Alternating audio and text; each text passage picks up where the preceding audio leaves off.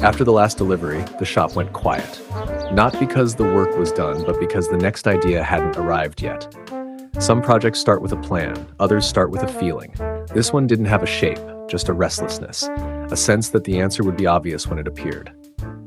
Scrolling became a habit. Cars passed by without consequence. Good cars, fast cars, impressive cars. None of them spoke, until one did. When can I see the GT86? A few messages later, they agreed to meet just outside Palm Beach, off I-95, at the Grand Rock Motel. It made sense. Neutral ground, easy access, no unnecessary attention. Funny enough, the car was coming from an old contact of his, Simon Damar, who owned Yitoi's small dealership. Not a big showroom, not a name you see on billboards, just one of those places where the right cars quietly pass through, from one set of hands to another.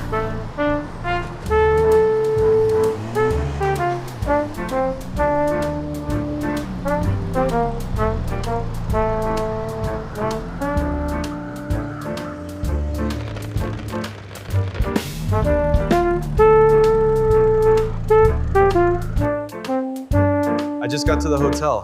Give me a minute to check in.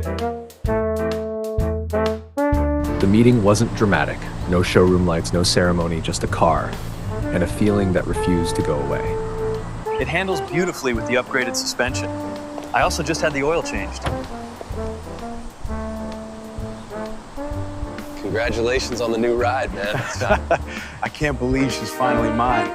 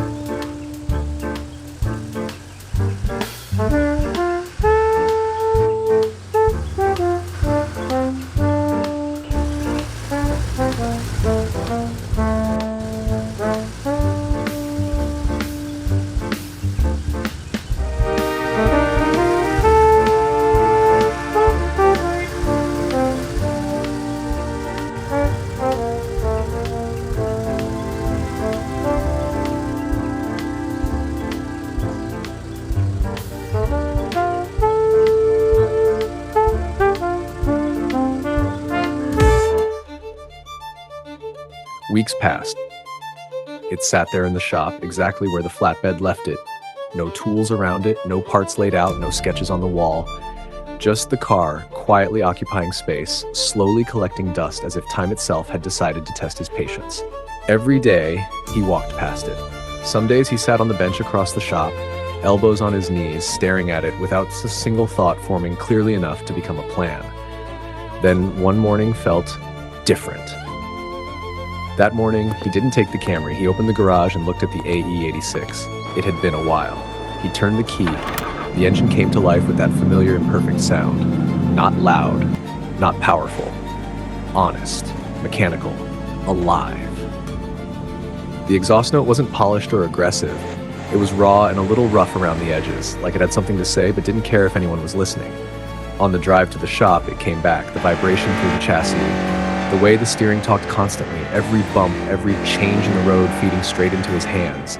No filters, no computers interpreting the world for him. Just metal, rubber, fuel, and intent. This was driving, not fast in numbers, but rich in feeling.